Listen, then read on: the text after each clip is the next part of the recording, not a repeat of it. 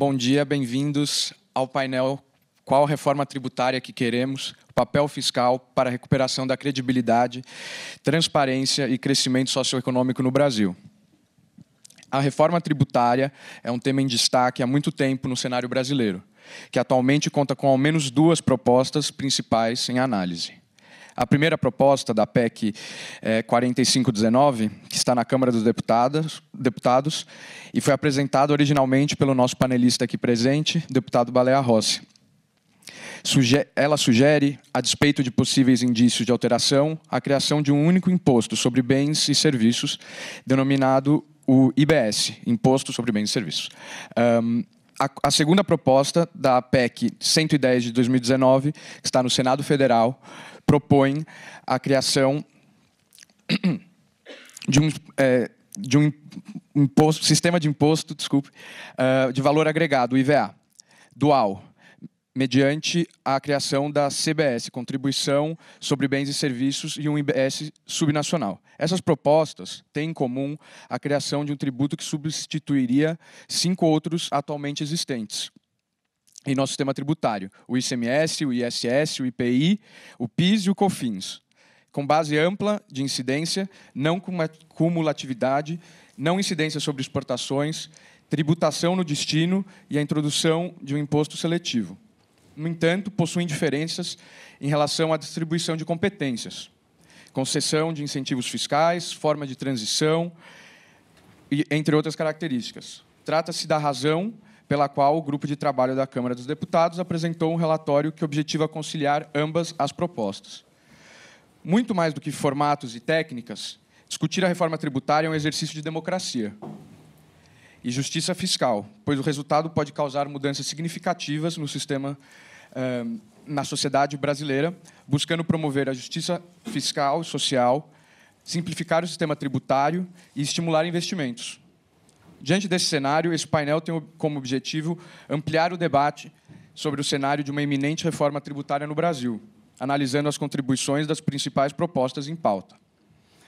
Agora, passando para os nossos panelistas, vou começar introduzindo a Annelise Almeida, Procuradora-Geral da Fazenda Nacional, mestre em Política Pública aqui de Oxford e pós-graduada em Administração Pública pela GV. Ela também foi bolsista Chevening, aqui de Oxford. O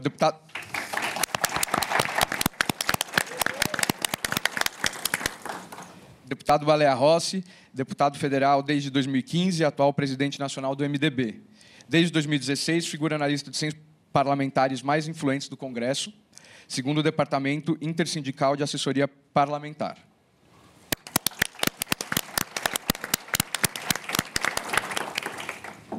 Professora Maria Angélica Santos, doutora em Direito pela UFMG. Maria Angélica é professora adjunta de Direito na UFV Florestal e integra o grupo de Tributação e Gênero da FGV. Atua também como professora e escritora, pesquisadora e escritora.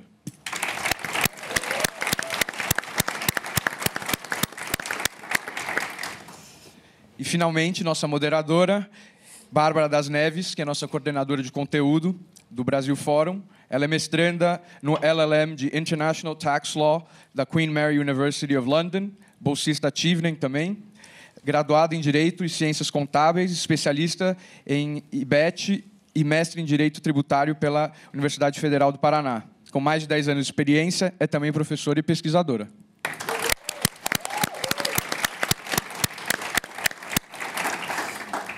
Bom, pessoal, eu agradeço novamente a presença de todas as pessoas que aqui estão.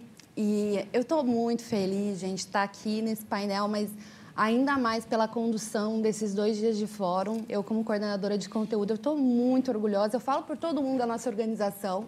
Foi um trabalho de curadoria impecável. E é muito bonito a gente presenciar agora tudo sendo posto, né, em execução. Então, muito obrigada pela presença de todos vocês. É realmente uma alegria para nós. E eu vou falar aqui, ó, que a minha colega Beatriz falou que era o Lollapalooza. Ontem a gente está na segunda edição. Agora, já começamos bem as falas no painel da educação. Foi maravilhoso. Eu fiquei muito emocionada com todas as falas. Mas eu estou mais emocionada ainda de dividir essa mesa com essas duas mulheres incríveis, que eu admiro muito. Pessoalmente, enquanto profissional, é realmente um prazer, é uma honra estar aqui com vocês. E nada mais que a gente falar com o deputado, que é o autor da proposta. Mas a gente vai falar de reforma, a gente tem que chamar a pessoa que trabalhou nela incansavelmente desde o início. Então, muito obrigada pela presença de vocês. E só para explicar um pouquinho o contexto do nosso painel, então ele vai seguir uma sistemática parecida. Nós teremos 2 rodadas de perguntas gerais e específicas, seguidas de abertura para perguntas do público. Então, já vão pensando aí em perguntas, porque eu sei que reforma tributária é difícil, mas dá para pensar que é o nosso bolso que está aqui em jogo, né? E pensando propriamente sobre o nosso painel, o nosso trabalho aqui, como eu já falei, é difícil. É claro que todos os temas aqui são muito difíceis, passam por questões críticas no nosso país, mas quando a gente fala de reforma tributária e o direito tributário em si, parece que ele tem ainda um nível maior de distanciamento e de dificuldade, porque essa percepção de que da sociedade brasileira, de que a gente estaria muito fora, né? Está fora do nosso dia a dia, quando na verdade é exatamente o oposto. A gente até estava falando aqui que para a gente falar sobre propostas, né? A Jade acabou de falar sobre isso. A gente precisa de solução. Quando a gente fala de solução, a gente precisa pensar, bom, como que a gente consegue isso? A reforma tributária é essencial para a gente concretizar todas essas questões de políticas públicas que a gente tem discutido aqui. E é importante que a sociedade brasileira entenda do que nós estamos falando. Mas, então, é por isso, né? Por que a gente vai falar de reforma? Porque é isso, porque é a base. A gente precisa de falar disso para conectar com todos os nossos temas do fórum para a concretização dessas políticas públicas. E, aliás, a relevância do tema... Não sou só eu que estou falando, a gente acabou de ter um painel de educação que o Eduardo Saron acabou de comentar isso, assim como a deputada Erika Hilton e tantos outros que passaram por aqui, todos falaram sobre essa importância. E foi justamente pela necessidade que nós sentimos quando nós estávamos discutindo esses temas, de entender a percepção da sociedade brasileira sobre essa temática de reforma tributária. Vamos pensar, o que a sociedade brasileira entende sobre isso, né? O que ela pensa que são os objetivos que deveriam estar ali na primeira linha quando a gente está falando do novo projeto de reforma tributária. Pensando nisso, e principalmente a relação disso com a temática de gênero, raça e classe, nós decidimos, em conjunto com o nosso parceiro, o Instituto IDEA, e o Dr. Maurício aqui, eu já agradeço de antemão pela parceria, na formulação de uma pesquisa sobre exatamente esse ponto, a percepção da sociedade brasileira acerca da reforma. E contamos, obviamente, com a expertise da nossa querida professora Maria Angélica, professora doutora Maria Angélica, que além de extremamente competente, é a Miss Simpatia do exatamente.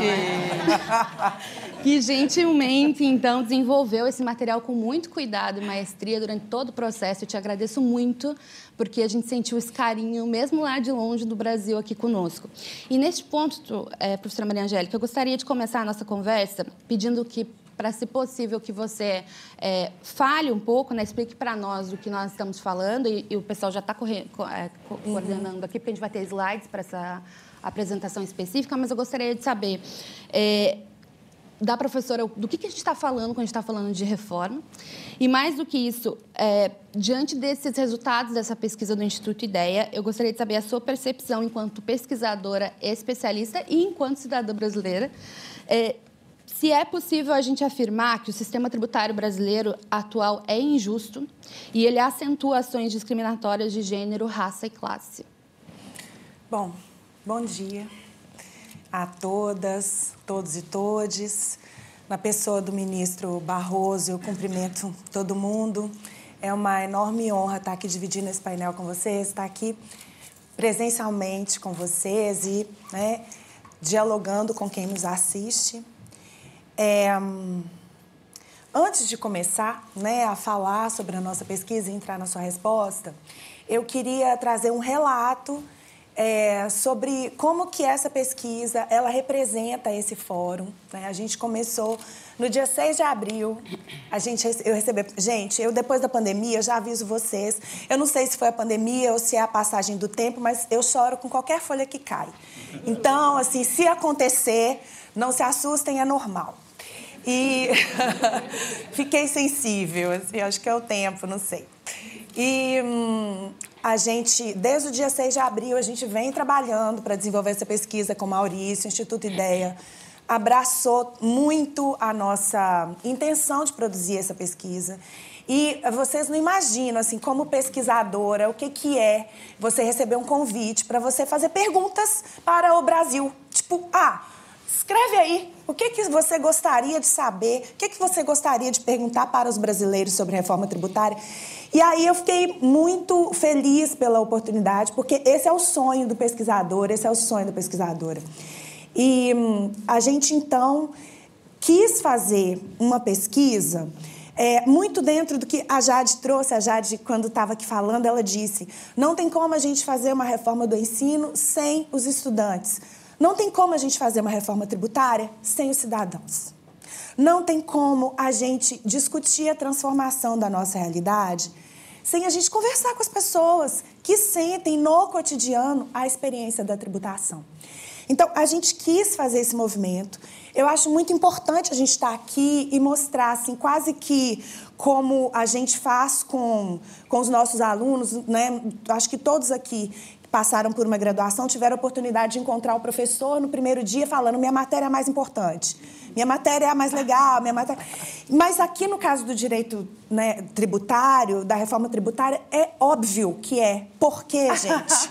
Não tem como a gente discutir pobreza alimentar, a gente discutir pobreza digital, pobreza menstrual, vulnerabilidade ambiental, né, sem a gente pensar na repartição da nossa riqueza, sem a gente pensar em como que nós somos impactados pela má distribuição da nossa riqueza, né? Como que a gente pode transformar isso. Então, eu fico muito feliz de estar nesse painel, discutindo a reforma tributária, porque é a solução. Tipo, a gente está aqui trazendo um caminho. A gente vai agora, depois que vocês mostraram as dificuldades do caminhar, a gente veio para mostrar um caminho. É um caminho possível e a gente quer caminhar junto com todo mundo. O direito tributário, ele é elitista. A gente não está interessado em usar uma linguagem que mantenha esse direito nas mãos de uma elite. Então, a gente vai falar simples. A gente perguntou simples para as pessoas, porque a gente entende que é assim que funciona, é assim que tem que funcionar. Então, o tempo inteiro, a gente vai tentar também ser simples aqui. A gente fez a pesquisa com o Instituto Ideia. E a nossa pesquisa, a gente traz aqui um perfil da nossa amostra, do que a gente conseguiu buscar, né? A gente tem uma preferência, a gente teve uma prioridade na questão do gênero, para o gênero feminino. A gente tem uma pesquisa com uma faixa etária predominante de pessoas acima de 45 anos. É uma pesquisa que o que a gente mais queria era ouvir a classe C, sobretudo. A gente queria muito ouvir aqueles que estão numa posição de experimentação da relação tributária, né, do cotidiano tributário, de forma muito incisiva, que sentisse mesmo essa realidade, vivenciasse essa experiência. A gente teve um público pardo em sua predominância racial, né, com um grupo mais ali do Sudeste, mas pegando muito numa periferia, uma região metropolitana. A gente tentou dialogar o máximo que a gente pôde com essa região metropolitana. Então, é um público que é parecido com a gente, que eu considero que nós somos simples. E acho que esse público com o qual a gente quis dialogar é o público simples, que vivencia todos os dias o que é a experiência tributária, mesmo sem saber que está vivenciando essa experiência, né? É algo que a gente não sente, mas que está ali, ao nosso redor. Então, a gente começou fazendo uma pergunta que a gente acha muito importante, deputado, para a gente entender que, assim, a maior parte da população, ela não tomou conhecimento da reforma tributária, né? E a gente acha isso muito sério, porque isso reflete muito a precariedade da nossa democracia, como que a gente ainda tem um caminho para percorrer. E por mais, eu participei de audiências públicas discutindo a reforma tributária, né? Então, eu sei que esses movimentos de democratização e popularização do debate, eles aconteceram, mas eles não são suficientes. para a gente atingir as pessoas que estão na base, as pessoas que vivenciam o cotidiano tributário. Elas não estão sabendo do que a gente está discutindo. Quando a gente faz uma audiência pública, quem está ali, né, são os iniciados. Quem acessa esse debate são os iniciados nesse assunto. Então, a gente tem que buscar outros meios para a gente levar essa discussão, para a gente levar essa temática. Quando a gente trouxe essa pesquisa, a gente quis também muito promover esse diálogo e entender isso. Então, a gente percebe que a população, a maioria da população, ela sabe, tem uma noção assim, de como que é o sistema tributário, sabe que a gente tem tributos sobre produtos e serviços, sabe que a gente tem tributação sobre renda. Eles sabem, mas eles não conseguem mensurar, né, qual é o percentual que a gente paga desses tributos. Eles sabem que são tributados, nós sabemos que somos tributados, mas a gente não tem necessariamente uma clareza de como que isso efetivamente está acontecendo na nossa vida, mas impacta profundamente na nossa vida, né? Mas a gente não sabe como exatamente. Quando a gente vai começar com algumas perguntas um pouco mais técnicas, né, a gente percebe que existe um senso comum muito de ainda não se dar conta de que não necessariamente o fato da gente ter uma alta carga tributária, isso não necessariamente é algo ruim, né? O fato da gente não ter uma distribuição adequada desses recursos é que sim, efetivamente seria o ruim, né? Então, não é necessariamente a gente não está tão... Nós que somos iniciados na temática não estamos tão preocupados assim com o fato da gente ter uma reforma tributária que não necessariamente diminua a alta carga tributária. O que a gente quer é que esse dinheiro ele volte para a gente em políticas públicas. É que a gente tenha segurança, que a gente tenha saúde, que a gente tenha educação. Se puder reduzir a carga tributária para alguns grupos, seria muito bom que a gente tivesse essa oportunidade, né, de vivenciar essa experiência. Quando a gente começa a fazer um movimento mais técnico, que demanda um estudo, uma compreensão mais aprofundada do Brasil mesmo, das opressões que envolvem o Brasil, essa pergunta ela me interessa muito, porque a raça ela está no centro do meu debate, todas as minhas reflexões, né? E a gente sabe que a população negra é a mais atingida pela regressividade tributária. O nosso sistema tributário, ele é regressivo. Então, essa tributação que incide predominantemente sobre o consumo, que é o alvo da nossa reforma agora, né? É uma tributação que repercute profundamente sobre corpos negros. Então, a população, ela nunca pensou sobre isso, né? Isso me motiva profundamente a continuar discutindo esse assunto, né? Porque é importante que as pessoas saibam que se a gente tem um sistema tributário em que pessoas negras, que são as mais pobres, são proporcionalmente mais tributadas, há alguma coisa acontecendo aí, né?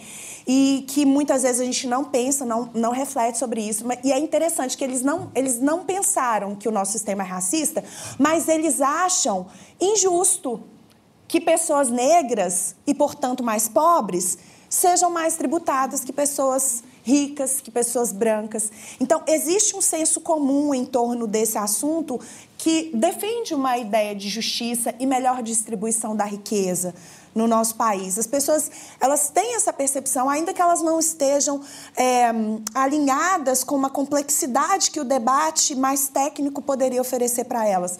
Mas elas conseguem compreender como que essa tributação ela vai impactar sobre suas realidades, né? A gente começou, então, a fazer um movimento de aproximação com esse momento da reforma, né? A gente tem uma reforma que agora é uma reforma voltada especificamente para o consumo. Então, a gente já começa a fazer um movimento de aproximação com essa temática a partir dessas perguntas, mas a gente não pode esquecer que a gente espera que daqui a pouco a gente vá lidar com uma reforma que olhe para a propriedade, que olhe, né, para outros signos de riqueza. Então, a gente já também oferece algumas perguntas para tentar olhar para essas questões, para tentar olhar para esse cenário que se avizinha de nós. Então, a gente pergunta, né, a tributação no Brasil, ela deveria recair menos sobre o consumo de bens de primeira necessidade e mais sobre a propriedade ou bens que evidenciem riqueza, como carros de luxo, iates, helicópteros, mansões, dentre outros, ou grandes fortunas. E a maioria da população brasileira concorda com isso. né? Então, a maioria da população brasileira entende que a gente precisa ter uma tributação mais progressiva, uma tributação menos regressiva. A população ela consegue entender que isso é melhor para a redução de desigualdades. A reforma tributária deveria considerar a realidade de desigualdades socioeconômicas no Brasil e implementar estratégias que reduzam essas desigualdades. A gente vai ver como que, através dessas propostas que a gente tem sobre a mesa, muitas estratégias são oferecidas, estratégias interessadas em reduzir desigualdades, né? E a população está interessada nessa reforma que faça esse movimento. A gente quer uma reforma que ofereça estratégias redutoras de desigualdades. Eu acho muito importante a gente pensar que a gente tem um sistema tributário extremamente complexo, não só nessa gestão, nessa dinâmica do modus operandi, mas complexo porque a gente tem muitas camadas para a gente poder pensar essa questão, né? E existe um ardil tributário, assim, um ardil fiscal, porque no dia a dia do nosso cotidiano, determinados grupos que são minoritários, eles são invisíveis. Eles são invisibilizados na nossa sociedade. Mas quando é em matéria tributária, esses grupos são visíveis. O jogo vira, é um ardil, uma armadilha. E aí, essas pessoas são as pessoas que mais sentem, né, o modus operandi da tributação que a gente tem. Essa é uma estratégia de perpetuação de um modelo colonial de dominação da nossa sociedade, né, que mantém uma pirâmide social engessada. Pessoas que não se movimentam nessa pirâmide. Quando a gente pergunta, a reforma tributária deveria reduzir o peso de tributos sobre tarefas de cuidado, como gestão de casa, cuidado dos filhos, cuidado de higiene doméstica e pessoal dos membros da família, ou seja, já entrando num debate que envolve a economia do cuidado, que envolve gênero, né? A gente já tem aqui uma resposta muito interessante, mostrando que a população está sensível, já começando a se sensibilizar com essas questões de gênero, né? A gente sabe que a economia do cuidado, ela atinge profundamente as mulheres e mais ainda as mulheres negras. Então, se a gente tiver uma reforma tributária interessada em reduzir o peso de tributos nesse aspecto, a gente vai melhorar a vida de um grupo minoritário profundamente afetado pelo modus operandi da tributação que a gente tem hoje no Brasil. E aí, depois disso, acho que a pergunta que precisa o tempo inteiro pairar, ela inicia o nosso painel, mas ela precisa ir conosco para casa, né? Qual reforma tributária nós queremos? Assim? Essa reforma tributária que a gente está discutindo, que a gente vai discutir hoje, ela é tipo uma ponta do iceberg para mim. Assim, se alguém me perguntasse, me parasse na rua, assim, falasse, qual reforma tributária você quer? Eu gostaria muito de uma reforma tributária reparatória, em que as pessoas que são meu povo ancestral, aquelas pessoas invisíveis, que vieram lá no navio e que continuaram sendo invisíveis até hoje e são visibilizadas por um sistema tributário muito perverso na sua dinâmica. Eu gostaria de uma reforma tributária que reparasse esse abismo, que reparasse essas desigualdades. Eu queria uma reforma tributária que não olhasse só para a classe. Eu queria uma reforma tributária que olhasse para gênero, uma reforma tributária que olhasse para a raça. Se a gente não interseccionar, a gente não muda a realidade do Brasil. Quando a gente interseccionar, a gente vai conseguir resolver a pobreza alimentar, a gente vai conseguir resolver a pobreza digital, a pobreza educacional, a gente vai conseguir tocar todos os nossos pontos. Vocês sentiram como que o negócio é lindo, né, gente? Todo mundo quer ser tributarista depois desse momento, não é? Eu sei. Depois a gente continua conversando sobre isso. Obrigada.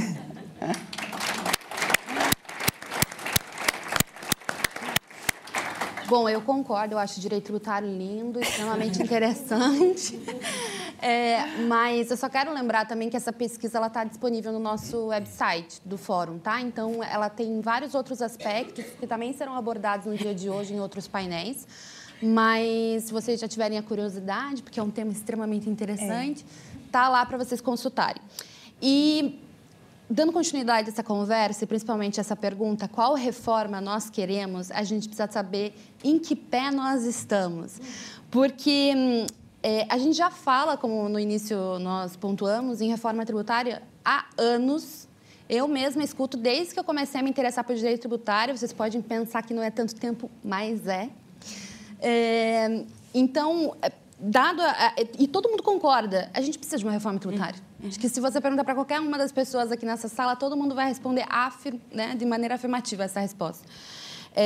Então, a minha pergunta, deputado, diante desse contexto, né, pensando para onde nós queremos ir, porque me parece que é muito uma questão também de um cenário político propício, e considerando esse atual cenário, pós, inclusive, a aprovação do texto base do arcabouço fiscal, a minha primeira pergunta é possível dizer que hoje nós temos um espaço mais propício para a aprovação de uma reforma tributária no Brasil?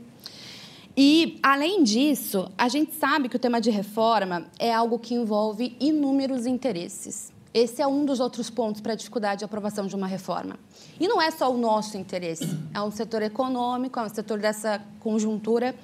Então, a minha pergunta inclusive, recentemente, a própria PEC 45 de 2019, ela passou por uma análise de adaptação recentíssima, que, inclusive, eu tive que estudar para fazer esse painel aqui.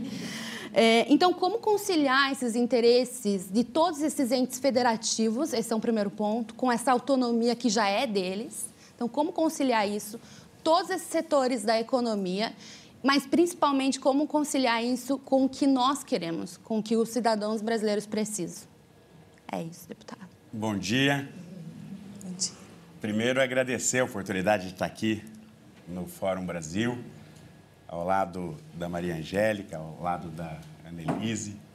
É um privilégio poder falar sobre esse tema que é apaixonante, mas que os brasileiros hoje têm pouca esperança e acreditam pouco que a gente vai avançar na reforma tributária. Por quê? Porque nós já temos 30 anos de discussão no Congresso Nacional. E aí, cada momento da vida política que nós tivemos boas propostas, acabaram tendo dificuldades, ou federativas, ou setoriais, ou com apoio e falta de apoio do próprio governo federal, que dificultou avançar numa reforma tributária. Hoje, nós estamos trabalhando nessa PEC 45, numa união com a PEC 110, já numa compilação das melhores sugestões, tanto da Câmara quanto do Senado, para a gente ter a oportunidade de apreciar uma reforma tributária que seja a possível. A ideal, eu acho que é aquela que eu apresentei, que, na verdade, não é... E faço isso, e falo isso com muita tranquilidade, porque não é uma ideia minha. Foi uma criação do CECIF, do Centro de Cidadania Fiscal, que é coordenado pelo Bernard Api, pela Vanessa Canado, pelo Nelson Machado, pelo Eurico De Santi. Então, e aí como que eu entro nessa história? Eu faço a defesa política da proposta. Por quê? Porque compreendo que, para a gente conseguir superar as dificuldades que a gente tem no Brasil, nós precisamos reaquecer a economia, nós precisamos que o impacto desta simplificação tributária signifique aumento do PIB, porque assim nós vamos gerar emprego e renda, e aí nós vamos ter muitas boas respostas dos temas que já foram abordados aqui. Queria, inclusive, parabenizar pela escolha dos temas e a oportunidade da gente participar como espectador de debates profundos sobre meio ambiente, educação, combate à fome. E, no final das contas, a gente vê que tudo isso depende do Brasil voltar a ter crescimento econômico. Se nós não tivermos uma perspectiva de crescimento econômico, as dificuldades vão aumentar. Por isso, a reforma tributária, ela é absolutamente oportuna. A Beatriz, lá na Embaixada do Brasil, ela falou assim que o otimista é um tolo, o pessimista um chato, e tem o realista esperançoso. Eu sou o realista esperançoso. Eu acho que nós temos condições de colocar um ponto final nessa novela da reforma tributária. E vou falar por quê. Porque hoje nós temos uma convergência política que permite a gente ter essa esperança. Nós sabemos das dificuldades.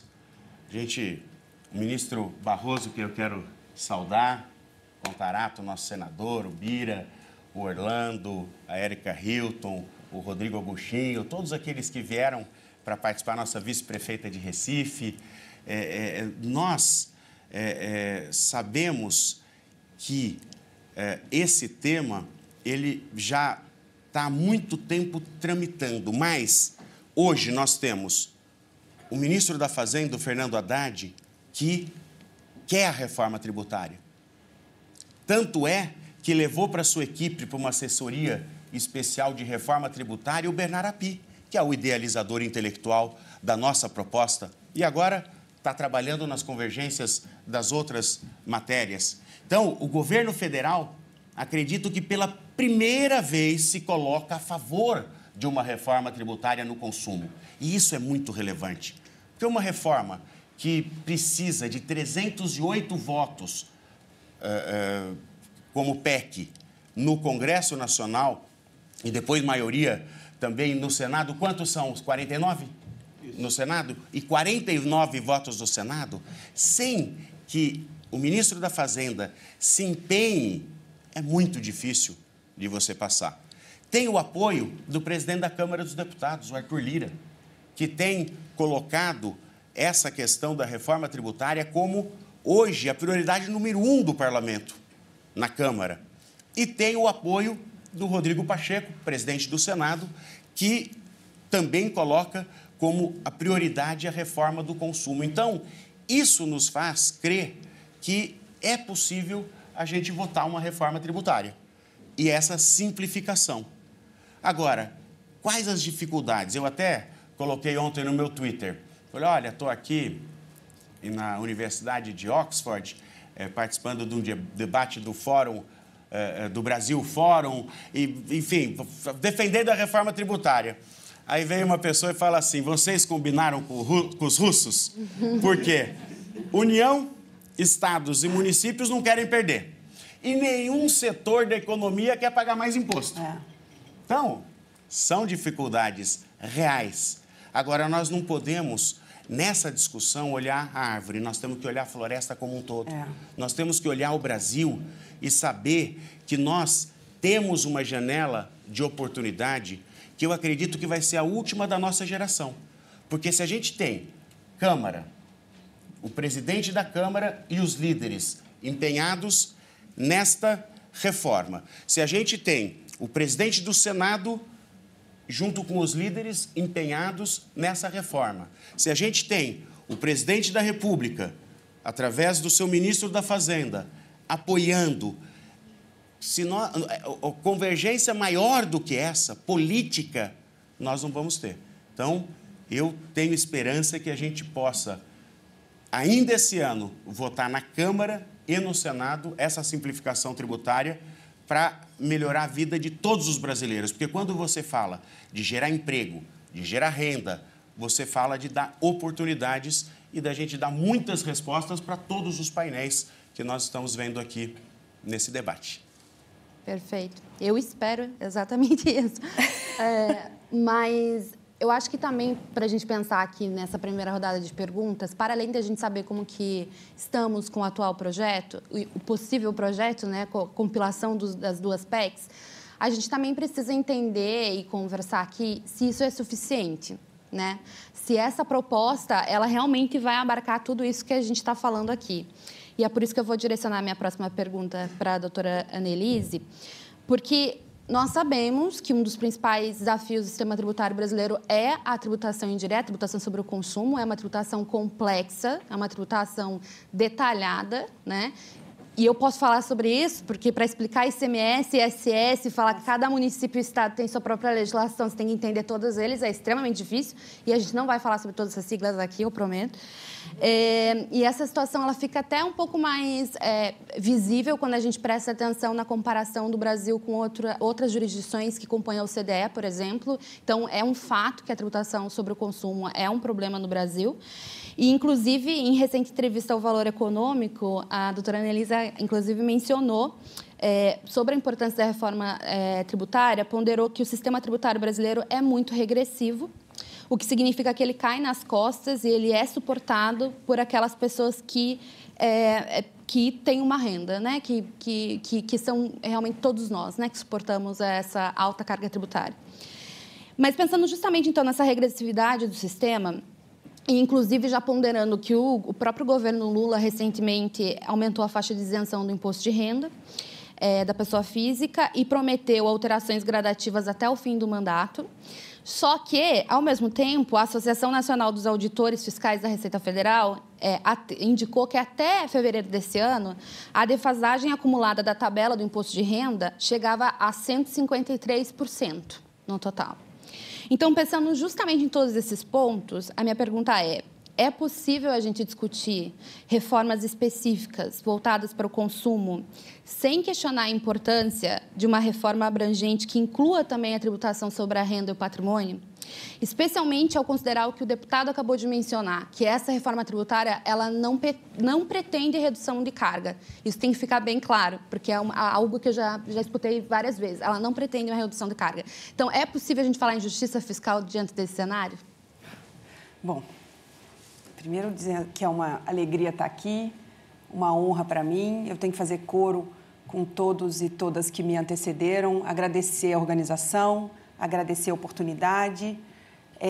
Eu fiz mestrado nessa universidade, nesse prédio, então voltar a Oxford para falar assim, é emocionante, talvez eu chore também no meio do caminho, porque realmente é mais do que eu falei ontem, disse isso ao ministro Barroso, eu tive que vir para cá, eu tive que ouvir e ver, para viver, para acreditar que a gente está passando por isso, que eu estou aqui falando sobre um tema que é o cotidiano da Procuradoria-Geral da Fazenda e que é o tema tributário do momento.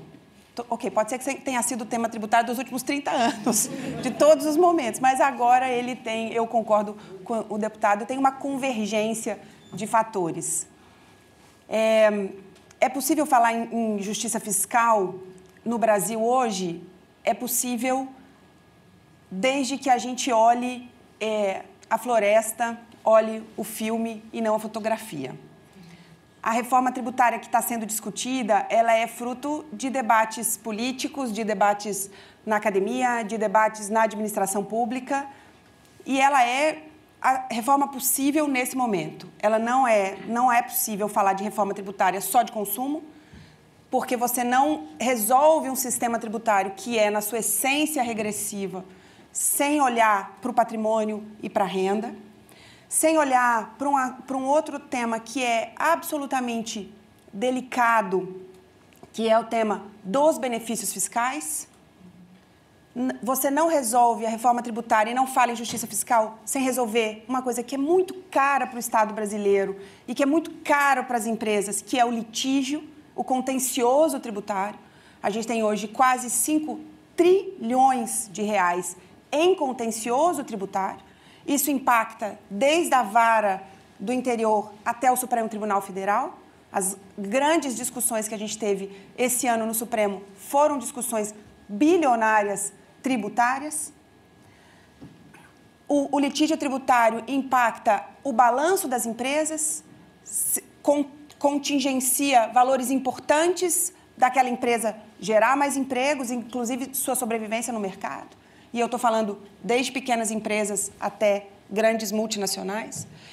Então, quando a gente pensa qual é a reforma, e eu fiquei muito instigada com a pergunta que vocês colocaram, qual é a reforma que a gente quer? Acho que, de cara, você pensa assim, em respostas que podem parecer óbvias, assim, a gente precisa de um sistema tributário que seja simplificado, a gente precisa de uma tributação que seja menos regressiva, Mas tem outras respostas que são menos óbvias e que são mais complexas. Qual é a relação da administração tributária com o contribuinte que a gente quer?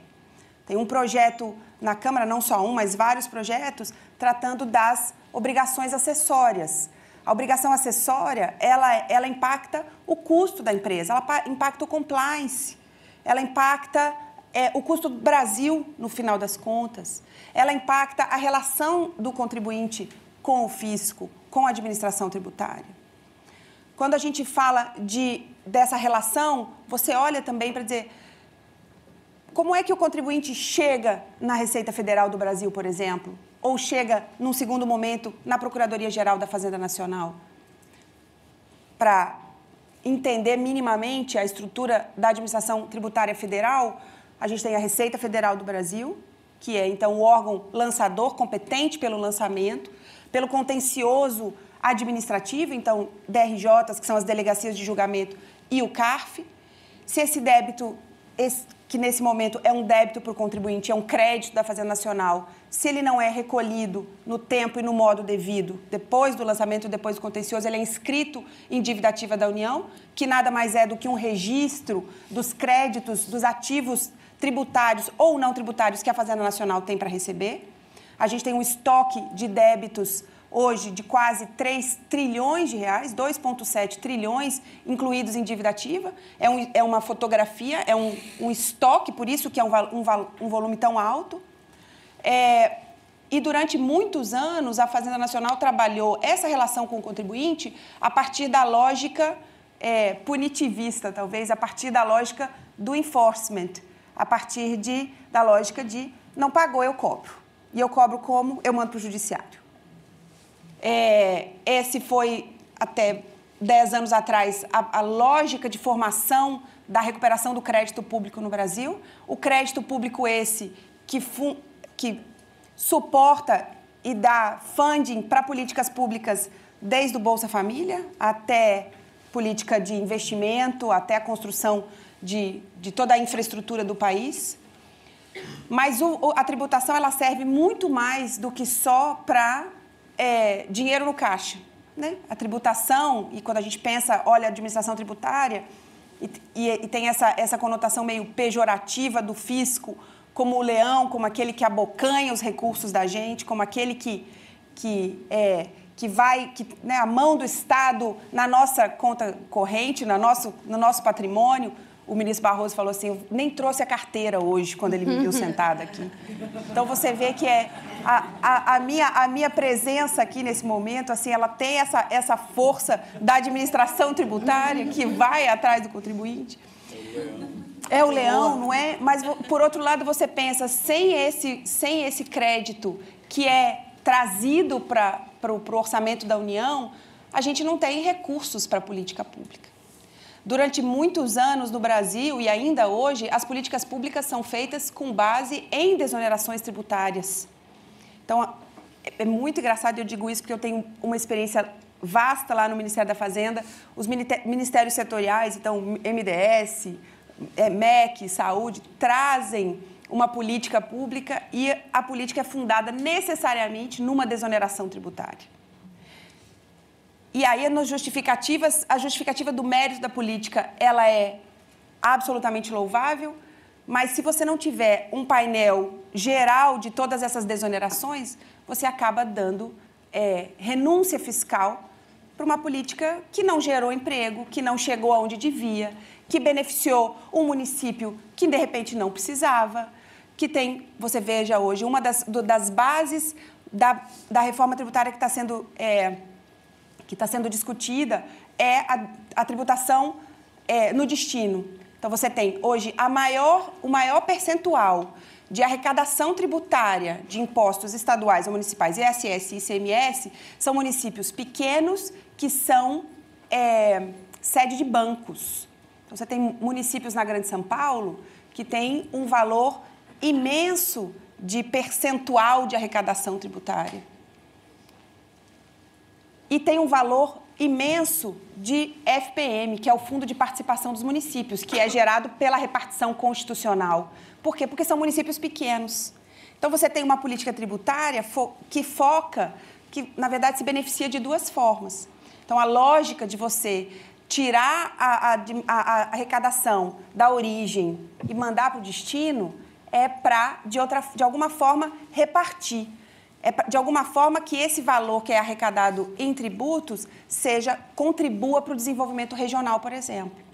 E aí eu tenho uma pergunta que eu me faço muito, que eu não tive a resposta ainda, enfim, porque a gente está em organização de todas as ideias. Vocês imaginam uma empresa sediada em São Paulo, que é onde a gente tem empresas, indústrias, produção. E essa empresa vende um produto para o Ceará, para Fortaleza. A tributação vai ser no Ceará. E se o contribuinte não paga o imposto, quem é que vai cobrar? O Ceará ou São Paulo? E o Ceará vai cobrar do Ceará lá em São Paulo? Você vai cobrar na Justiça Paulista ou na Justiça Cearense? Você tem coisas bem básicas, assim. Se você é procurador do Estado, você vai atuar, você tem a sua OAB cearense. Você vai até a OAB São Paulo? Eu tenho que pagar a anuidade da OAB em 2 lugares? Sabe, tem umas coisas assim que são muito pequenas, mas que impactam isso. Se você não pensar em como esse crédito vai ser recuperado, porque as pessoas não gostam de pagar imposto, minha gente. Nem os dinamarqueses, que são os que melhores pagam imposto no mundo, gostam de pagar imposto. E isso porque o Estado dinamarquês devolve para o cidadão, o cidadão dinamarquês tem a percepção de devolução muito maior do que a gente. Então, se você pensa a reforma pensada só do ponto de vista da tributação do consumo, ela é o factível nesse momento. Mas ela tem vários outros pilares que são indispensáveis para a gente poder falar realmente em justiça fiscal. Perfeito. E, bom, a gente até falou já alguns aspectos práticos dessa reforma na fala da doutora Ana Elisa, a gente já consegue perceber vários desses pontos, mas passada essa primeira fase em que a gente discutiu para onde queremos, agora a segunda rodada de perguntas, a nossa intenção é discutir pontos dos projetos existentes, né? E desse projeto que provavelmente ainda virá de acordo com a junção dessas duas propostas. E a minha primeira pergunta para a professora Maria Angélica é, professora, você já teve a oportunidade de ressaltar, inclusive numa participação recente no Congresso de Direito Tributário de São Paulo, magnífica, e falou que o pessoal é político. E o direito tributário, como todas as outras áreas do direito, é um mecanismo de interferência em nossas vidas. Isso é uma verdade muito clara, né? Quando se trata do papel da tributação nessas políticas redistributivas, as principais propostas existentes, até passados os textos substitutivos, elas incluem um programa de devolução de tributos, que inclusive é chamado por muitos de cashback. Para grupos específicos da população com baixa renda. A pesquisa realizada pelo Pra Ser Justo, por exemplo, indica que o mecanismo tem o potencial de beneficiar 72 milhões de pessoas mais pobres no país, sendo 72% dos beneficiários pessoas negras e 57% mulheres, e reduzir a desigualdade medida pelo índice de Gini em 3,2%.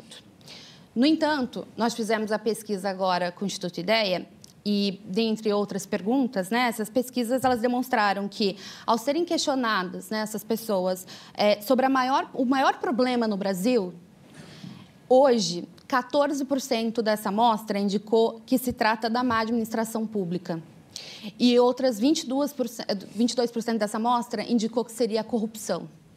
E também, quando a gente pensa na sistemática desse programa, a gente também tem que pensar que o que se discute, porque a gente ainda não sabe como vai funcionar esse retorno dos tributos. Não existe uma ideia, mas não como ela vai funcionar na prática. E muito se discute também de utilizar aquele CAD único, os programas já existentes, as informações, para que esse programa funcione. Mas a gente tem que pensar que também, relacionando isso com gênero, raça e classe, que foi parte dessa pesquisa, Vamos pensar que muitas dessas pessoas, mulheres inclusive, né, que eventualmente atinjam um teto mínimo, piso salarial mínimo, pode ser que elas não estejam dentro desse parâmetro para o retorno dessa devolução de tributos. Então, a pergunta é, diante desse contexto, será que essa proposta seria suficiente para garantir esse cenário da justiça fiscal que a gente está tanto falando, especialmente ao considerarmos que as possíveis dificuldades sistêmicas e a implementação desse programa? Eu acho muito interessante essa estratégia da gente ter uma devolução de tributos. A gente já tem a implementação, né, de algo que vem servindo para a gente como inspiração modelo no Sul. Né? A gente tem a nota fiscal gaúcha. E acho a proposta muito interessante, mas insuficiente e com relação, por exemplo, a esse olhar que a gente tem quando a gente vê o festejo dessa pesquisa, por exemplo, do Pra Ser Justo com relação a essa estratégia, né, da devolução de tributos, do cashback. Acho que a gente tem que ter muito cuidado, porque muitas vezes essa narrativa ela é vendida para a gente assim: olha, a gente vai uniformizar, a gente vai ter uma unificação de tributos, a gente vai, então, agora passar a ter uma alíquota única, e isso, em alguma medida, vai repercutir sobre grupos minoritários, porque a gente ter uma seletividade, a gente ter alíquotas diferenciadas é benéfico para grupos minoritários. A gente vai tirar isso, mas, para compensar, a gente vai oferecer devolução de tributos, a gente vai ter um cashback. E aí a gente vai estruturar isso. Mas como que a gente vai estruturar isso? Essa é uma questão que a gente ainda não sabe. A gente pegar um modelo aplicado numa região pequena e aí depois colocar isso num país de dimensões continentais e a gente entender como que a gente vai dar conta de alcançar grupos que são muito vulneráveis, porque são grupos que experienciam a tributação de formas muito diversas, né? Quanto mais marcadores de opressão eu acumulo, mais a minha experiência com a tributação, ela vai ser diferente, ela vai ser especial. Então, ter em mente isso, né? A gente pensar, por exemplo, como que eu vou rastrear todas essas pessoas, como que eu vou rastrear essas famílias, como que eu vou dar conta de implementar essa devolução de modo que isso beneficie esses grupos? Então, essa pessoa ela vai consumir, mas ela tem dinheiro para consumir? Como que vai funcionar? Ela vai consumir, ela vai tirar para consumir de onde? São muitas as questões que precisam ser pensadas aí. Eu acho que o cashback ele é uma estratégia interessante, mas insuficiente se pensada sozinha. Eu acho muito interessante pensar, né, nesse arquétipo do leão, que é, inclusive, uma narrativa que afasta a população do sistema tributário, porque o leão é o rei da floresta, né? Ele mata e come. E a gente vir com esse olhar para esse arquétipo fiscal, isso não essa narrativa ela precisa ser destruída, assim. Eu sou contra eu sou totalmente contra essa narrativa, assim. Eu acho que a gente tem que pensar que a tributação ela pode salvar a gente quando a gente redistribui essa riqueza adequadamente. Acho que a gente tem que mudar essa ideia. Ninguém gosta de pagar tributo, mas precisamos, não é mesmo? Se quisermos melhorar as coisas. Então, mudar a maneira como a narrativa é construída. Então, eu acho que o sistema tributário, ele intersecciona na hora dele construir um modus operandi de se impor sobre o contribuinte, né? Sobre aquele que é o contribuinte cidadão, que nem todo mundo está nesse mesmo... Não é todo mundo que é contribuinte cidadão igual dentro da nossa realidade. Cada experiência é única como contribuinte cidadão. A Constituição traz lá a figura do contribuinte cidadão, mas a gente poderia categorizar isso em 1000 degraus, assim. E aí, essa experiência que é interseccionada, as estratégias também precisam ser interseccionadas. Só o cashback não é suficiente. Perfeito. E é interessante que a gente tenha um outro ponto de vista também de quem teve essa autoria da proposta e pensando, né, nessa estrutura de devolução de tributos, deputado. E também fazendo uma conexão com a fala da professora Maria Angélica. O Brasil é um país gigantesco, né? Proporções continentais, em termos de proporções continentais, mas em termos de especificidades de regiões.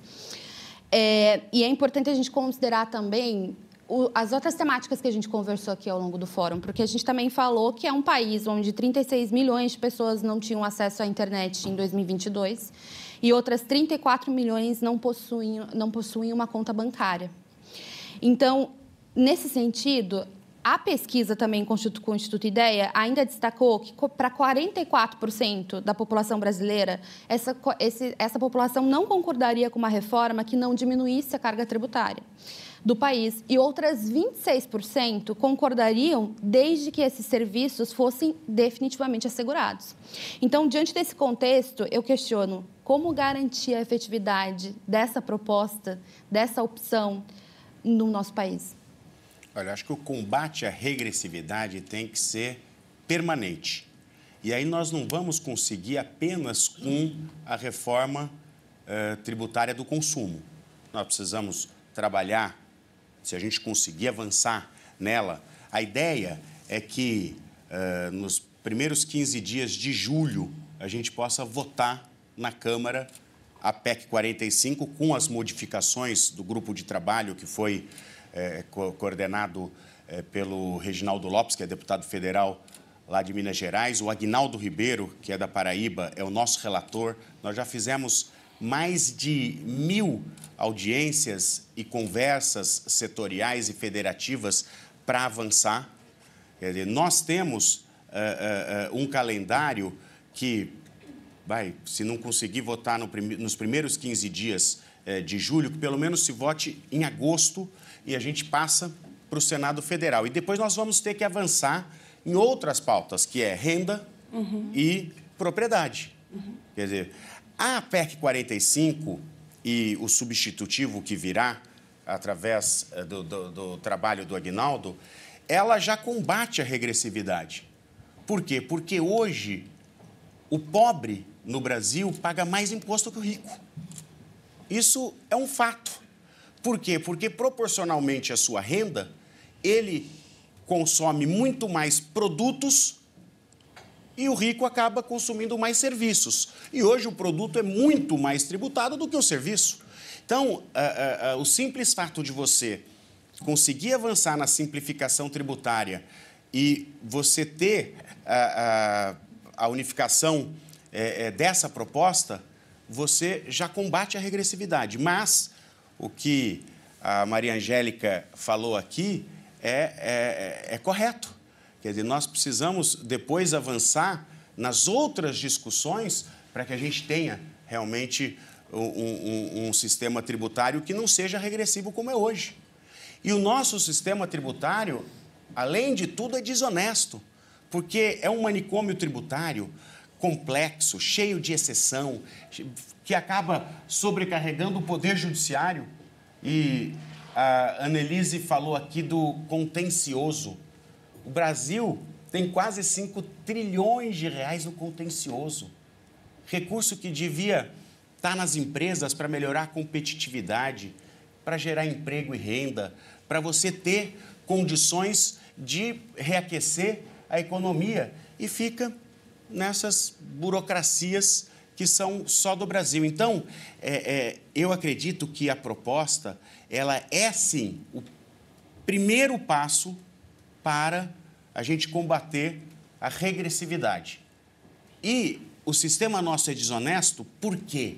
Porque ninguém sabe quanto que paga de imposto de verdade no Brasil. Porque você tem imposto sobre imposto, você tem um pouco de imposto na origem, depois você tem imposto no destino. Quer dizer, se você perguntar ou para o brasileiro ou até para o empresário, para o empreendedor, quanto que se paga de imposto, tem o Custo Brasil, você tem imposto indireto. Então, a simplificação é o primeiro passo para a gente combater efetivamente a regressividade do sistema tributário do Brasil.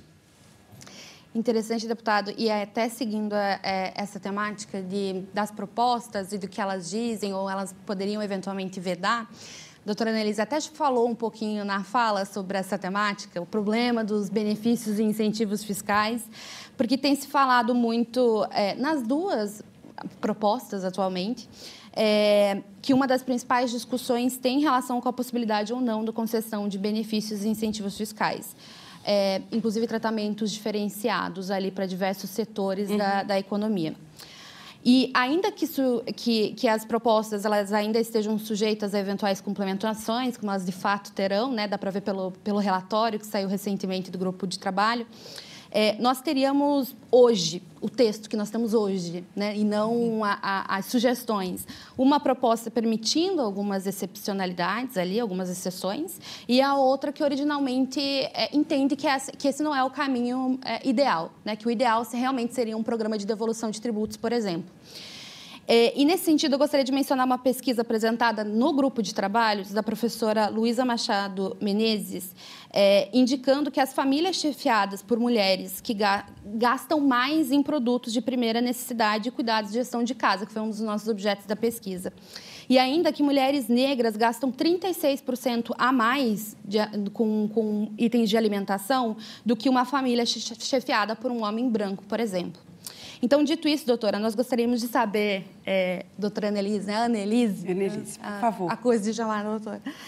Nós gostaríamos de saber a sua opinião sobre em que medida essas propostas, seja com alíquotas uniformes ou a vedação de incentivos fiscais, benefícios, ainda que com essas alterações, ela vai de encontro à ideia de capacidade contributiva do direito tributário, do sistema, especialmente no que se refere a esses ditos bens de primeira necessidade e, principalmente, o que nós precisamos, né, para sobreviver, todos os cidadãos brasileiros. Bárbara, olha só, quando, e principalmente os textos, a gente vê isso nos textos acadêmicos, quando a reforma brasileira, o sistema tributário brasileiro, ele é pensado, e isso vem muito na proposta lá da PEC 45 e das discussões no CECIF, é uma reforma tributária que coloque uma base única de tributação. Uma base única e uma alíquota única a partir da lógica de que isso melhora o sistema tributário, simplifica o sistema, torna ele mais acessível. Só isso não é suficiente, porque você realmente não faz a justiça fiscal se você coloca uma base única. Diferente de várias federações ao longo do mundo que têm uma base única e diferenciam nas suas alíquotas, o Brasil decidiu constitucionalmente, foi uma decisão do Constituinte originário, dividir a base de tributação entre os estados federados, entre os entes federados. E aí você tem hoje uma parte disso que é dessa complexidade do sistema tributário, você decidir o que é mercadoria, circulação de mercadoria e o que é serviço. Né? Então, tem uma pesquisa do INSPER, que foi capitaneada por um colega procurador da Fazenda, o Leonardo Alvim, que tem participado do grupo lá com o API, que diz que nos últimos 11 anos, olhando o Supremo Tribunal Federal, dos 357 processos que discutem tributários no Supremo Tribunal Federal, quase 40% discutem base tributária, discutem conceitos. O que é serviço, o que não é, o que é serviço para você, o município, o que é serviço para o meu município, territorialidade, esse tipo de coisa. Então, falando tudo isso para dizer, se a reforma for feita a partir de soluções pontuais, ela nunca vai ser uma reforma que seja integral e que devolva para a sociedade o que a gente está esperando dela. Ela nunca vai ser essa reforma que a gente está querendo. Essa reforma que seja inclusiva, que transforme um sistema num sistema mais progressivo ou, pelo menos, menos regressivo, que devolva à sociedade brasileira políticas públicas que sejam estruturantes. Eu não consigo pensar, e talvez por um pouco da minha experiência no Ministério da Fazenda, eu não consigo pensar o tributário sem o financeiro. Eu não consigo pensar a tributação sem o orçamento público. Então, quando você fala de benefício fiscal, é um benefício para estimular uma determinada região do país, ou um determinado setor econômico, ou uma determinada parcela da sociedade. O impacto disso é o gasto tributário indireto. né? Ou o financeiro ele é dado ou subvenção, subsídio direto, ou ele é retirado da base e é indireto. Então, uma reforma tributária que não olhe para esses benefícios tributários de forma honesta e coerente, ela tem necessariamente o impacto de erodir a base financeira do Estado, de erodir o orçamento. Então, como eu vi muitas vezes acontecer, e se a gente olhar a legislação vigente hoje, a gente vai ver benefícios tributários dados pontualmente a grandes empresas, a setores específicos, com o argumento de que isso vai devolver emprego, de que isso vai resultar em maior circulação de renda naquela região, e que não se comprovaram, e que não foram à frente, e que não realmente se mostraram efetivo, no fim das contas você percebe que são benefícios tributários concedidos por lobbies econômicos setoriais que são muito fortes. Eu digo isso tudo, não, muito pelo contrário, não para dizer que eu não ache, que eu não concorde com a Angélica. Eu acho que o cashback ele é um instrumento necessário, essencial para a devolução dessa parcela. Então, já que teremos numa lógica de base única, de alíquota única, se você não der o cashback, você não cumpre a capacidade de pagamento, você não cumpre princípios constitucionais tributários básicos. E a minha proposta, então, dentro desse sentido, que eu, assim, talvez não seja ouvida no Congresso Nacional, mas a proposta que nós temos discutido, pelo menos academicamente, tecnicamente, é isso. Pelo menos tem alguém ouvindo. Pelo menos vocês estão me ouvindo aqui. Mas, para dizer, qual é, então, o que a gente quer essa reforma tributária? Para além de simplificar, para além de tornar o sistema menos regressivo, para desenvolver o quê? Quais são as regiões do país que a gente quer desenvolver? Quais são os setores econômicos que a gente quer desenvolver? Quais são as desigualdades estruturantes da nossa sociedade que a gente quer resolver ou que a reforma vai ajudar a resolver? Então, a Lília me falou no primeiro dia, vamos pensar uma tributação especial para a cesta básica? Não sou eu, na Fazenda, que sei o conceito de cesta básica. A cesta básica ela é diferente em cada região do Brasil. Mas tem uma política que se impõe, é uma política de privilegiar a cesta básica, que, de alguma forma, privilegia as classes menos favorecidas. Essa política é relevante? Mas se você começa a colocar essa política, junto com a política para o setor de óleo e gás, junto com a política para desenvolver município A, município B, sem olhar o filme como um todo, a gente vai fazer uma reforma agora, que eu espero que realmente passe consumo, renda, patrimônio, folha de salário, para daqui 5 anos falando, olha, a gente realmente saiu de um DGT, que é o demonstrativo de gasto tributário, hoje no orçamento de quase 300 bilhões de reais, que não devolve para a sociedade os 300 bilhões que a gente paga, indiretamente, mas estão sendo pagos. Então, é absolutamente essencial a reforma olhar para a capacidade de pagamento da pessoa e que todos esses benefícios sejam debatidos. E aí eu acho que o Executivo tem uma parte importante, mas isso é fundamentalmente um papel do Legislativo brasileiro, de forma honesta e coerente, o que é que se quer de gasto tributário no Brasil. O que é que se quer de benefício, quais são os benefícios e o que é que a gente quer desenvolver. Viu, gente? Tudo lindo, direito. Super fácil, super fácil. Aqui sobre o tema. O Bira até brincou que tá todo mundo aqui. Essa foi uma das minhas principais brincadeiras internas, tenho que confessar. Eu falei, a gente vai falar de reforma, sabe por quê? Porque o Legislativo tá todo lá. A gente vai falar, exatamente.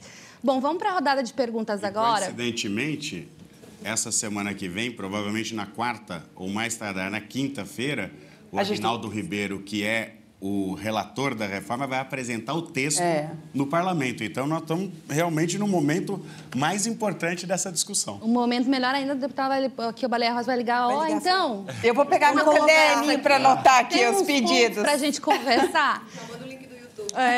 Mas vamos passar para as perguntas e eu já vou pedir que, na resposta, que vocês também já façam as considerações finais no adiantar da hora. Perfeito. O senador Contarati falou que tem uma lista ali. Vamos lá. Ele me disse que ia fazer só pergunta fácil. Bom dia. Quero parabenizar os painelistas de uma qualidade. Aliás, o evento, eu estou aqui maravilhado. espero que, no momento oportuno, agradecer e falar da minha satisfação. Eu queria aqui fazer uma provocação. Em 4 anos como senador, eu tenho aprendido uma coisa: o ótimo é inimigo do bom. Isso, para mim, fala a todo momento. Às vezes eu idealizo um projeto que é maravilhoso, mas daquele jeito não vai passar.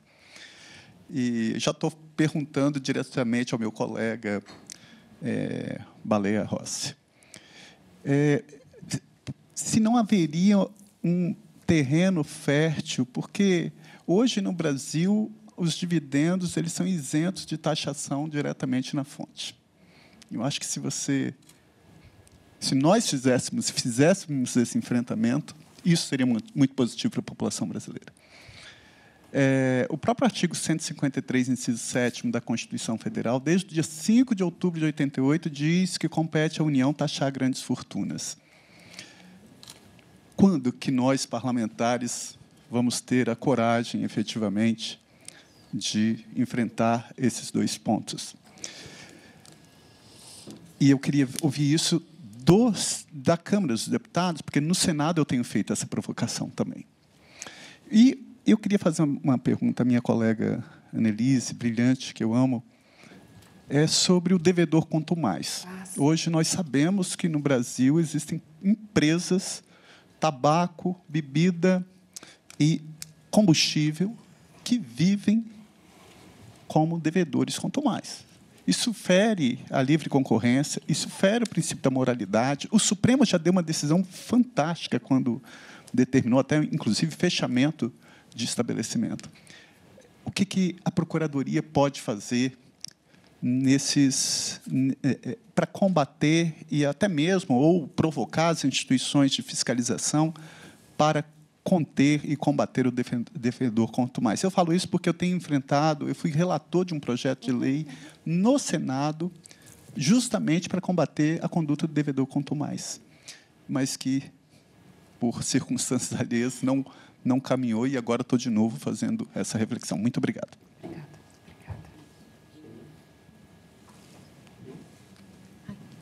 Pessoal, então eu queria... Bom dia a todos e todas e todes. Bom, eu queria uma pergunta geral e outra específica. A geral vai na mesma direção aqui do nosso senador Fabiano, em relação à taxação de lucros e dividendos. Se esse poderia ser o próximo passo. Porque eu estou entendendo que a simplificação é necessária, mas todos vocês concordam que não é suficiente. Então, eu quero pensar no próximo passo. Se o próximo passo poderia ser a taxação de lucros e dividendos. Porque é uma aberração, né, gente? Pelo amor de Deus, vou pegar aqui a lista da OCDE. Lista da OCDE. Irlanda, 78%, taxação de lucros e dividendos.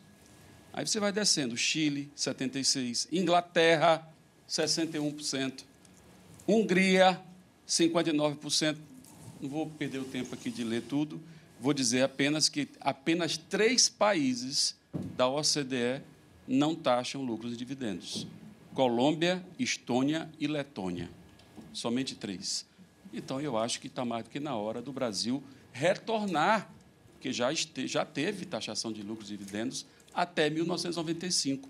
Eu sou coautor de um projeto de lei que está lá na Câmara Federal e acho que é o momento, talvez, de pensar no próximo passo e garantir a taxação de lucros e dividendos, que é o início de um processo de justiça fiscal.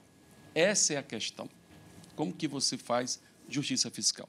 A pergunta específica é em relação àquela medida eleitoreira do presidente Bolsonaro, rigorosamente na véspera da eleição, que modificou a tributação dos combustíveis e hoje deixou os estados numa situação de penúria, mais uma vez. Como agora eu sou secretário de Estado, eu acho que essa preocupação é muito nossa, porque falta dinheiro para as políticas públicas nos estados e muito em decorrência dessa modificação que foi feita ali na véspera da eleição.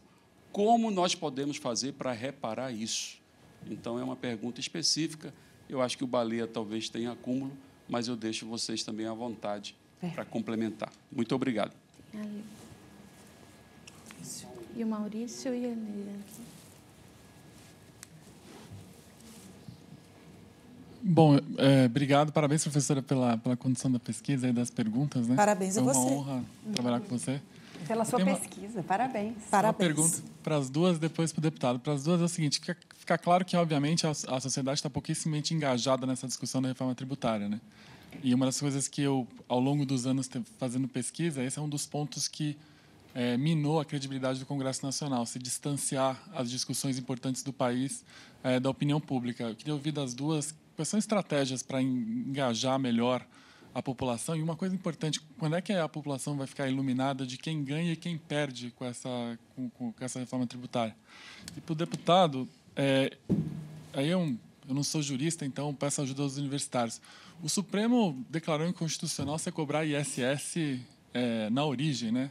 Agora, recentemente.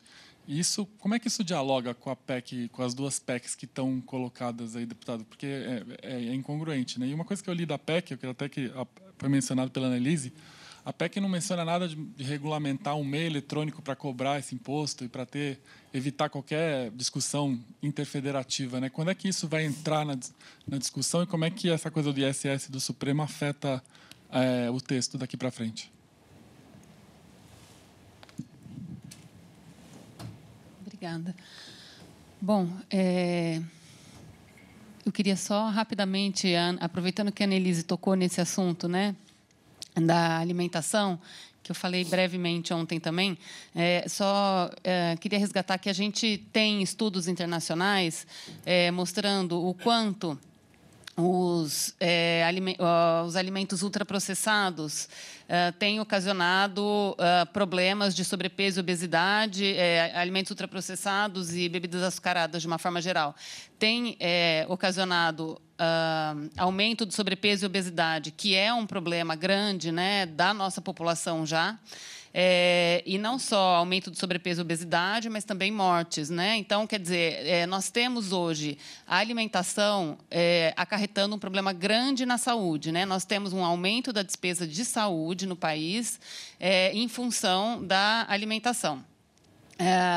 Por exemplo, hoje a principal organização, a Organização da Sociedade Civil, que faz incidência no Congresso, em vários lugares, que trata do tema de alimentação, não por acaso, é a mesma organização que foi formada para o combate ao tabaco. Ela se chama ACT, né, que era para a Associação de Combate ao Tabaco, né, e hoje chama ACT Promoção da Alimentação Saudável. Quer dizer, assim como o cigarro, o alimento ultraprocessado tem ocasionado mortes e acarreta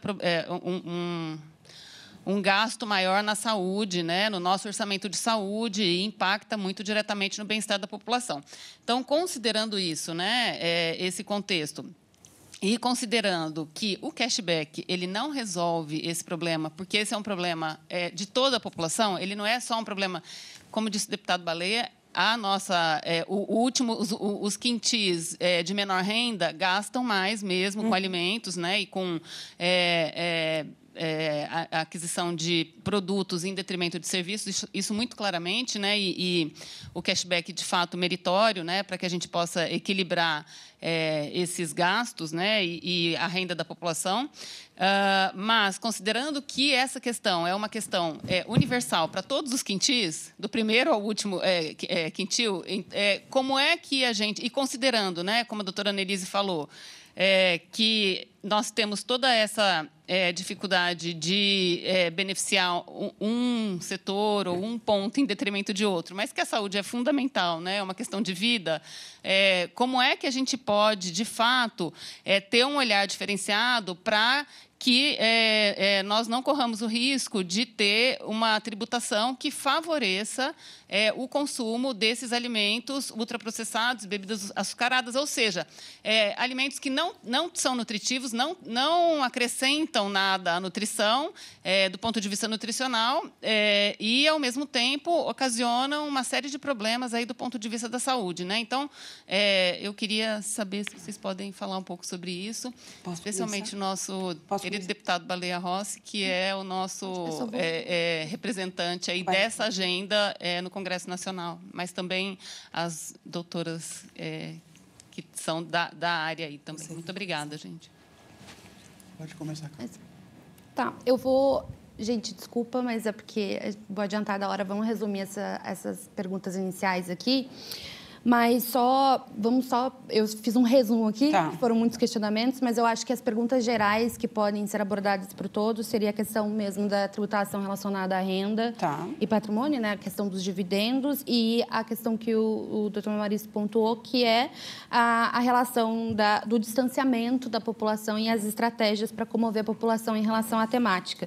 E questões específicas relacionadas à tributação sobre combustíveis, à tributação da alimentação e ultraprocessados, que vai muito com a seletividade, e também a questão das discussões judiciais, né, que existentes, que nós temos várias, com as novas propostas. Tá. E o devedor quanto mais. E o devedor quanto mais. Perfeito. Eu acho que é tributação de renda e patrimônio. A reforma não é completa sem a tributação da renda e do patrimônio, sem esse debate franco de quem é que paga imposto no Brasil.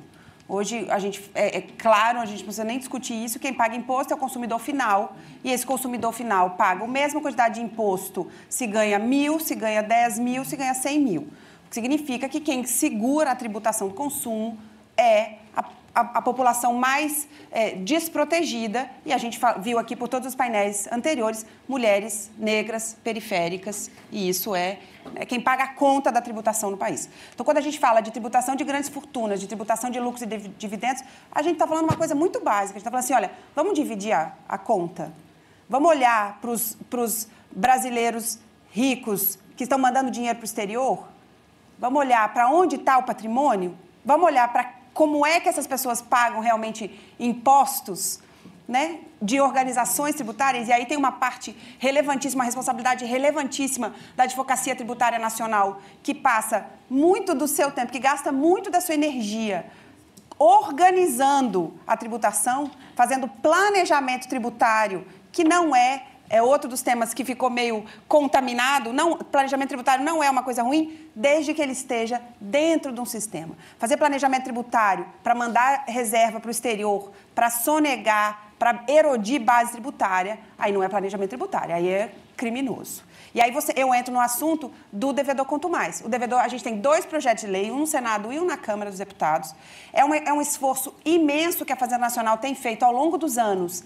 Como eu disse para vocês, até 10 anos atrás a gente cobrava de todo mundo do mesmo jeito e mandava tudo para o judiciário. E a gente não chegava em lugar nenhum, batia sempre com a cara na porta. Quando você começa a qualificar e classificar o devedor tributário e o débito tributário, você começa a perceber que tem gente que paga imposto de forma diferente. Tem o empresário, a empresária, que pode ter uma única unidade ou pode ter uma rede e que não paga imposto porque foi pego por uma crise econômica, que foi pego por uma sucessão na família e desestruturou. E você tem grandes grupos, ou grupos pequenos, mas basicamente grandes grupos, muitíssimo bem assessorados, que não pagam impostos porque não querem pagar impostos. Porque erodem a base tributária dos seus CNPJs, das suas pessoas jurídicas, de propósito. Os grandes herdeiros de famílias riquíssimas do Brasil não pagam impostos.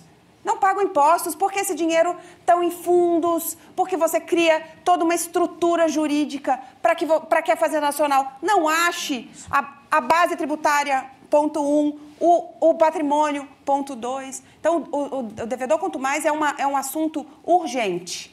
Eu tive a oportunidade, esse ano já, de estar com o senador Rodrigo Pacheco, e foi um dos assuntos que eu levei para ele. Eu falei, nós precisamos andar com o projeto, que eu acho que vai ter que ser casado, assim, nessa lógica de coordenar funções com o projeto que está na Câmara, mas é um assunto que a gente tem que seguir. Quando a gente fala de alimentos ultraprocessados e tudo mais, tem um imposto seletivo, que é a lógica de resolver esse tipo de comportamento. Quem come alimento ultraprocessado hoje e bebidas açucaradas mais uma vez, as populações menos prestigiadas e privilegiadas da sociedade. Porque é um alimento barato, porque a indústria alimentícia se modernizou ao longo dos anos para transformar química e dizer que aquilo é comida.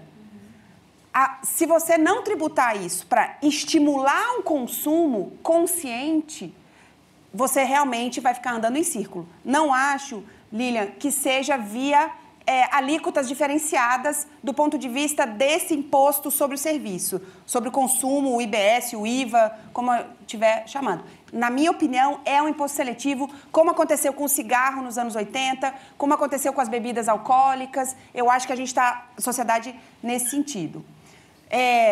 Eu posso falar com você sobre ICMS combustível, porque eu estive representando a Fazenda Nacional na comissão no Supremo Tribunal Federal, que trabalhou especificamente com o impacto das leis complementares 192 e 194.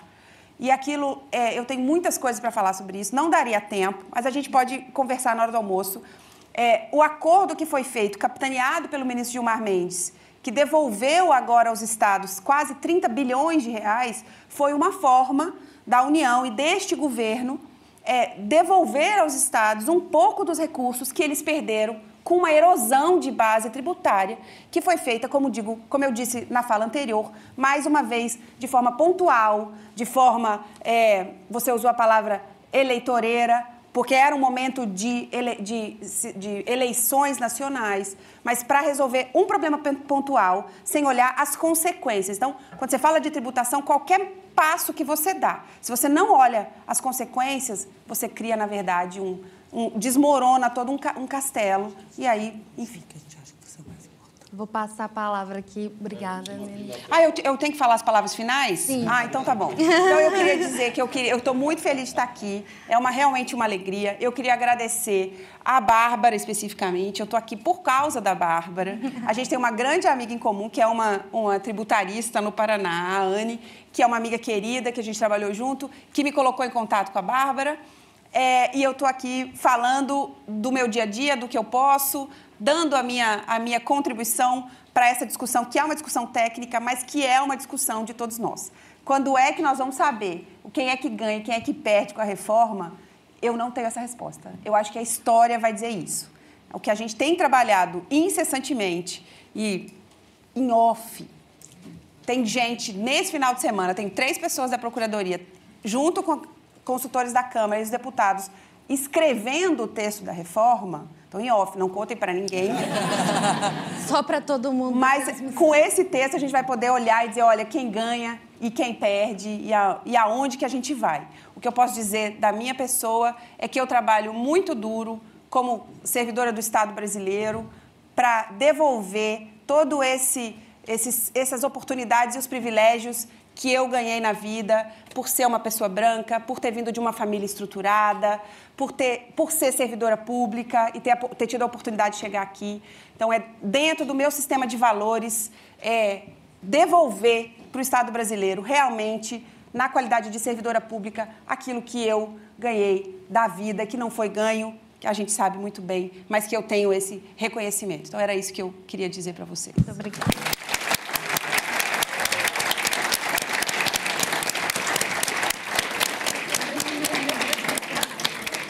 Vou passar a palavra agora para nossa queridíssima professora Maria Angélica. Inclusive com a resposta com... Sim.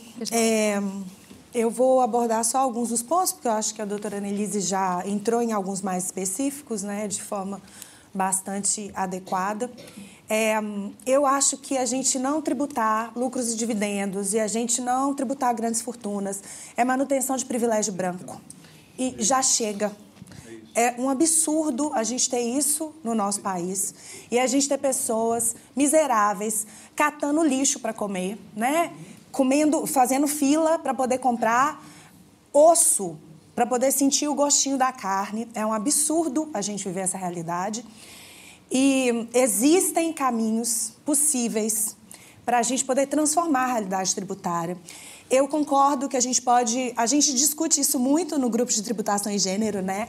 Junto com a doutora Annelise, eu integro esse grupo, Bárbara também integra esse grupo, a gente discute muito tributação de bebidas açucaradas e de alimentos ultraprocessados. Eu acho que o caminho é a extrafiscalidade, da gente tentar buscar estratégias de induzir determinados comportamentos com a tributação para poder transformar essa realidade. Eu queria focar especificamente na sua pergunta, Maurício, porque eu como professora numa universidade pública, eu acho importante que a gente entenda que discutir tributação é reforçar a cidadania, que esse tema, ele precisa ser o tema da conversa do boteco, de você levar para sua casa. Todos vocês são replicadores agora de educação fiscal. O que você aprendeu aqui, você consegue conversar com mais 3 pessoas. E aí, essas 3 pessoas conversam com mais e assim por diante. É assim que a gente transforma. Então, que nós sejamos esses reprodutores de cidadania fiscal, que a gente leve essa conversa para a nossa mesa do bar, né? Para o nosso date, para o nosso dia a dia. Pro date, né? Que a gente... Super sedutor, gente, porque eu acho que foi o painel que eu vi com mais perguntas. Mais gente levantou a mão querendo perguntar, fiquei chocada. Incrível. E aí, assim, que a gente faça esse movimento, não fique esperando, né? Que seja algo institucional, que sejamos, né, esses comprometidos com a transformação. Esse é um compromisso que me interessa muito profundamente. Eu acho que a gente... E acho também que a gente fazer isso permite que a gente simplifique a linguagem do direito tributário, né? Traga para o terra a terra. Enche de emoção. Direito tributário fica parecendo uma ilha de racionalidade que ninguém consegue tocar, ninguém quer chegar perto. A gente tem que acabar com isso. Esse é um discurso de elite para manter o direito como um saber elitizado. Não me interessa. Eu gosto de inundar o direito de emoção, de simplicidade, da gente usar para conversar no cotidiano. Porque o direito é isso, ele tem que ser isso para a gente. A gente tem que se apropriar do saber jurídico. A gente precisa se apropriar desse conhecimento, né? Eu acho que esse é o grande caminho para a gente poder transformar. Eu queria agradecer demais. Ai, coitada de mim, gente, não posso, porque aí a pessoa vai começar a derreter por dentro. E aí, assim, eu tenho memória. E eu sou muito grata. E eu queria agradecer demais, porque não é todo dia que uma mulher preta vem para poder falar em Oxford. Então é uma honra para mim, tá?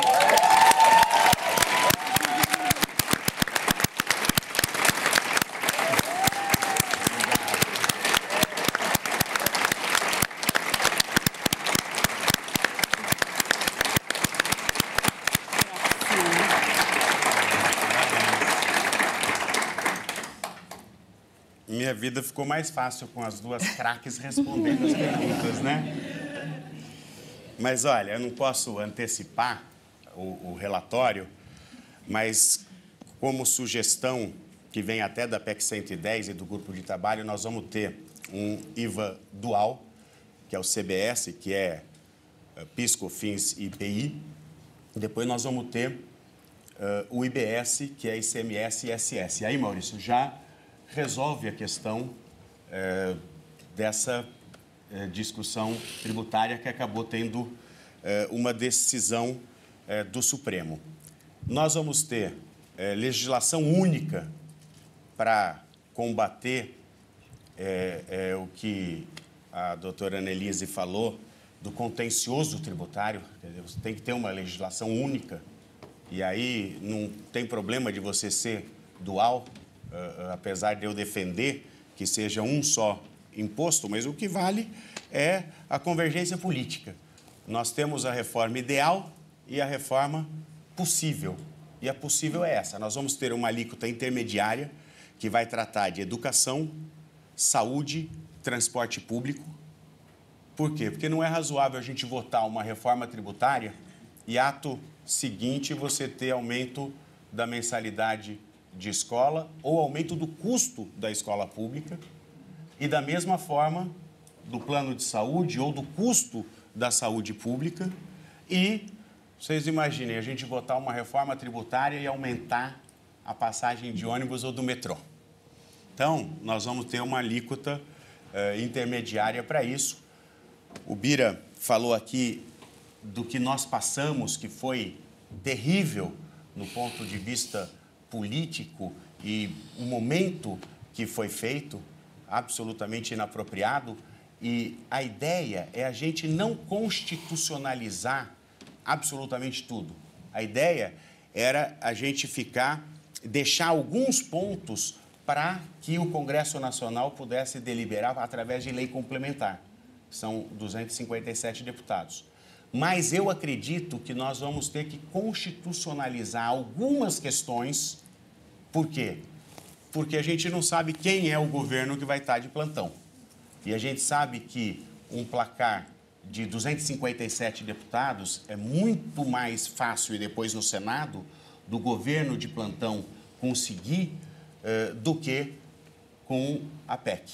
Então, nós vamos constitucionalizar algumas questões para dar segurança que o governo que estiver não vai querer mudar aquilo que está sendo discutido e de maneira muito séria. Nós vamos ter o Fundo de Desenvolvimento Regional, que vai mudar, a doutora Annelise falou aqui da guerra fiscal entre os estados, dos municípios, que hoje todo mundo acaba perdendo. Quer dizer, nós vamos ter um Fundo de Desenvolvimento Regional, que vai ser bancado pela União e que vai fazer com que o estado e os municípios que vão receber esse recurso possam fazer isso através de orçamento, que é muito mais honesto, porque você sabe quanto que vai ser investido. Lá atrás, a guerra fiscal até valeu, mas hoje é uma soma de perde, todo mundo perde. Todos os incentivos que são dados hoje não têm o retorno esperado. Então, essa é uma ideia também da nossa reforma tributária. O Contarato falou, lucros e dividendos e renda. Eu acho que esse é o próximo desafio. Espero que não dure mais 30 anos, né? Eu espero que a gente consiga avançar essa reforma sobre o consumo. Por que ela ficou na frente? Porque realmente estava mais madura.